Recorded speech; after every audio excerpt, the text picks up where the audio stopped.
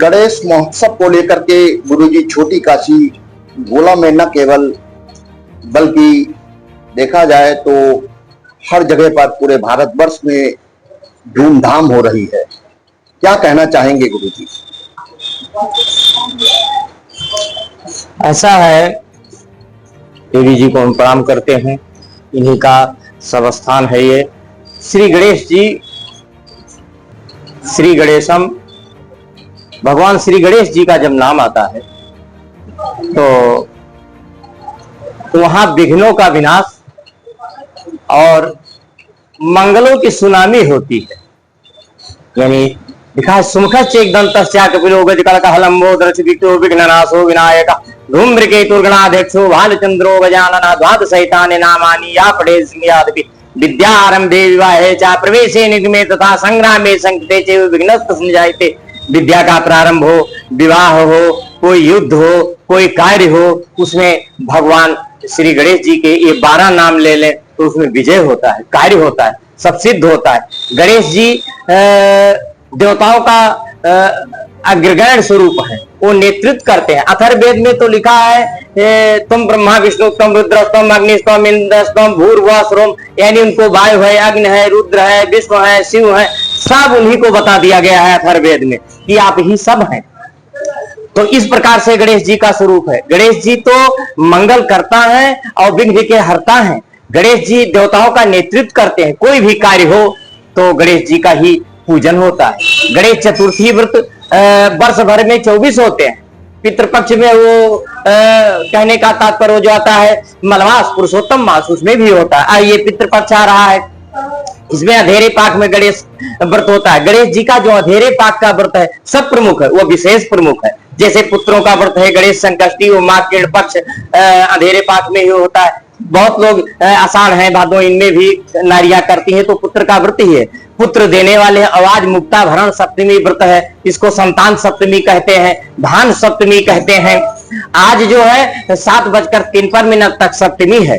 आज आपका महालक्ष्मी अष्टमी व्रत भी प्रारंभ हो जाएगा। ये चंद्रोदय व्यापनी होती, जब चंद्रमा इस अष्टमी तिथि में उदय हो, तो आज 7:53 तक सप्तमी अष्टमी लगेगा। आज ये श्री महालक्ष्मी अष्टमी व्रत प्रारंभ, ये खोडस दिन में आवत 16 दिन का होता है। और जाकर के ये पितृपक्ष की जो अष्टमी, वो भी सप्तमी पर ही अबकी पड़ेगा। तो वो जो है सबसे महा अष्टमी, श्री महालक्ष्मी अष्टमी व्रत, ये सबसे बड़ा लक्ष्मी का व्रत और पूजन है, हाथी वाला। ये बहुत तो तमाम, जैसे इंदुर प्रकाश जी आदि तमाम विद्वान है, ये सब टीवी पर इस व्रत को कल बता रहे हैं। इस व्रत का नाशे पढ़ देते हैं ये लोग, कतई सनातन धर्म का नाश पढ़े। बनारस से विद्वान पंचांग निकालते हैं, आज 7:53 तक सप्तमी है, तब अष्टमी लगेगा। कल 8:53 तक शाम को अष्टमी है, फिर नवमी लगेगा। कल का चंद्रमा नवमी उदय होगा, कल से व्रत हो ही नहीं सकता। ये बनारस के विद्वान तमाम पंचांग बनाते हैं। ये टीवी पर आने वाले अल्पज्ञ जो हैं, ये सब उन विद्वानों को चैलेंज दे दें, रोज ये लोग व्रत का और सनातन धर्म का नाश पढ़े हैं। शंकराचार्य लोग कुछ बोलते ही नहीं इस पर, इनको हर व्रत में बोलना चाहिए। थोड़ा विषय अतिरिक्त हो रहा है। तो गणेश जी जो है, गणेश जी की उपासना करके लिखा है, जो मोदकम सहस्त्रम यजत सा इच्छित फलम आपनोति, जो 1000 मोदक गणेश जी को चढ़ाता है, मोदक माने लड्डू, वो इच्छित फल को प्राप्त होता है। इसी प्रकार के सत हैं, लक्ष्य हैं, ये सब अथर्ववेद में दिए हैं। गणेश जी को आप मोदक चढ़ा करके कार्य कर सकते हैं। गणेश जी के ऐसे मंत्र हैं वैदिक, जिनके द्वारा संसार में दुष्टों का विनाश हो सकता है। जैसे यही भादो आ रहा है, अब ये भादो में अनंता का व्रत है। अनंता का व्रत उस दिन आप मिलेंगे, तो अनंता का व्रत है। अनंता का व्रत से बड़ा कोई व्रत ही नहीं संसार में, वो अनंत है, वो निराकार का अनंत का व्रत है। तो ये भी भादों में है। तो गणेश जी का जो है ये स्वरूप विघ्न हरता का है और मंगल करता का है। गणेश जी के ऐसे ऐसे मंत्र हैं वैदिक, जिनको आप यदि उनका यज्ञ, उनका जाप अनुष्ठान किया जाए, संसार जो है, जैसे वो फैक्ट्री में वो चीनी गिरता है, जो पपड़ी बना तो हिलता है, डग डग डग डग, ऐसे पूरी पृथ्वी डग डग डग डग हिलने लगेगी। दुष्टों का विनाश हो जाएगा यदि इन लोगों के यज्ञ को वैदिक विधि से कर दिया जाए। और इनके यज्ञ जैसे हजारों वर्ष के होते हैं, सैकड़ों वर्ष के होते हैं, 5 वर्ष के होते हैं, 3 वर्ष के होते हैं। ये 10-5 दिन के यज्ञ में कुछ नहीं होगा।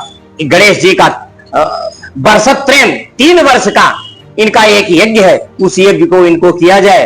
त्रिभिर्वर्षैर भगवान विष्णु का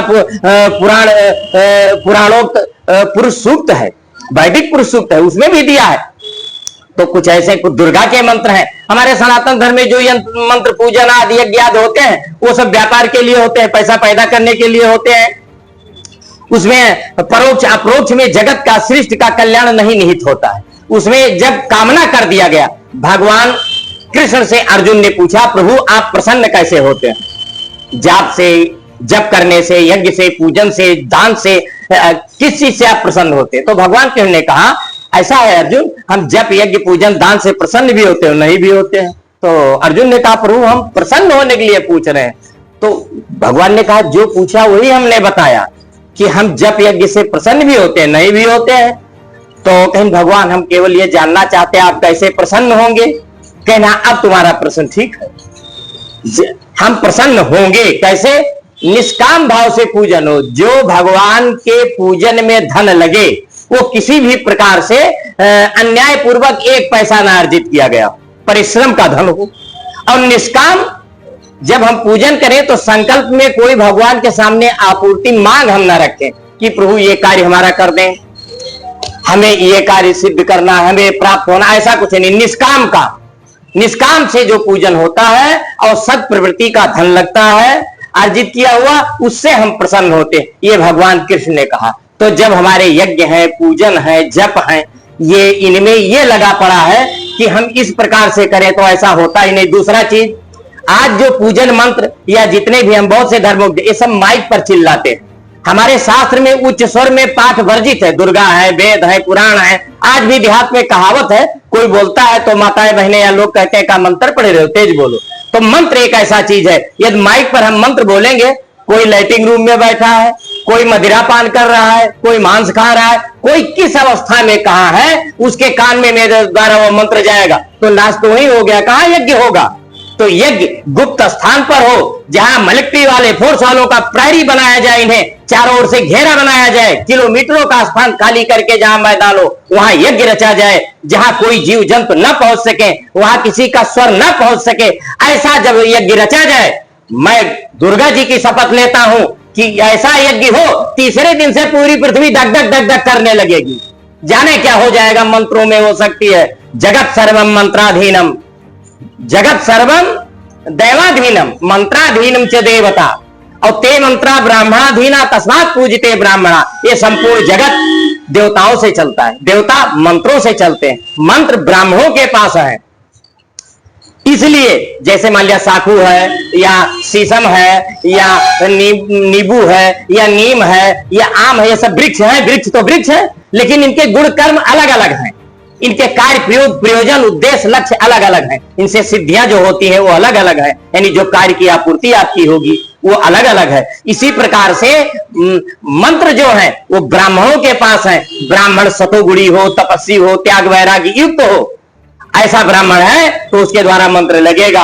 और सोचिए आज अभी भी हम तो मान लिया यहाँ ब्राह्मण की कुछ छोटे मंत्र हैं, जैसे किसी भी जात प्रजात को आप ले लें, यादव ले लें यानी अहीर ले लें, या आप हरिजन ले लें, पासी ले लें, धोबी ले लें, नाई ले लें, तमाम अधकपारी है, टोना है, या पीलिया है, या सर्प है, बिच्छू है, ये सब झाड़ते हैं और मंत्रों से उतार देते हैं। तो मंत्र में शक्ति आज भी विद्यमान है।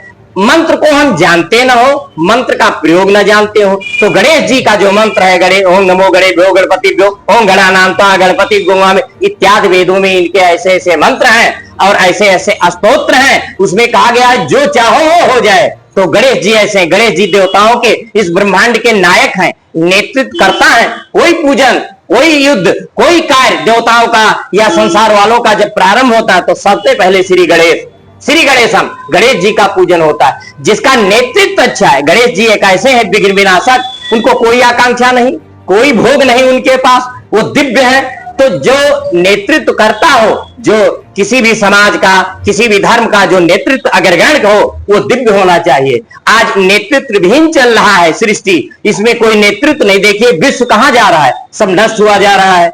उसी अमेरिका ने कहने के तात्पर्य क्रीमिया कौन राष्ट्र है, उसको उसने चढ़ा दिया, तुमको नाटो लेंगे, युद्ध करा दिया, वो पीछे हट गया और रूस उसको मार रहा है। ऐसे ऐसे सब नेतृत्व करता तमाम सृष्टि में। देखिए एक यहाँ मुलायम सिंह हुए हैं, उन्होंने संस्कृत विद्यालय पर रोक लगा दिया, 35 बार नियुक्ति नहीं हुई संस्कृत विद्यालय। आज माननीय योगी जी बैठे हैं तो संविदा पर विद्यालयों में संस्कृत में नियुक्ति, उसने फारसी का यूनिवर्सिटी बनवा दिया। हमें उससे दोष है, तुमने अपने नेतृत्व अपने सनातन धर्म का नाश कर दिया। तो हम जब सुने तो हमने कहा जाओ तुम्हारा सर्वस्व नाश हो जाएगा, जब तुम यही विचार कर रहे हो भगवान एक नाश पढ़ रहे हो, भगवान का कुछ नहीं होगा। तो गणेश जी देवताओं के समाज के नेतृत्व को करते हैं, और वो नेतृत्व का तात्पर्य उनका जब आगे सबसे पहले स्मरण पूजन हो जाएगा तो आपके जीवन में, आपके कार्य में आपका नेतृत्व करेंगे, आपको विजय दिलाएंगे, आपका कार्य मंगलमय करेंगे। जय हो। एक गुरुजी केवल सवाल लेते हैं। हाँ बताइए। आप भगवान श्री गणेश पर बोले हैं, हाँ। तो हमारे दर्शकों को एक ऐसा श्री गणेश भगवान का मंत्र बताएं जो कल्याणकारी हो। सबसे सरल मंत्र है ओम गंग गणपतये नमः। समझ रहे हैं आप? एक ग्रंथ है योग वासिष्ठ, जिसमें भगवान राम पलायन कर रहे थे, यानी संत हुए जा रहे थे, संसार को छोड़ रहे थे। तो वशिष्ठ ने उन्हें उपदेश दे करके कि अगर चले जाएंगे तो जगत की व्यवस्था कौन देगा, तो उन्होंने उन्हें शिक्षा दे करके मोड़ा, फिर समाज से जोड़ा ताकि रावण का वध होना है।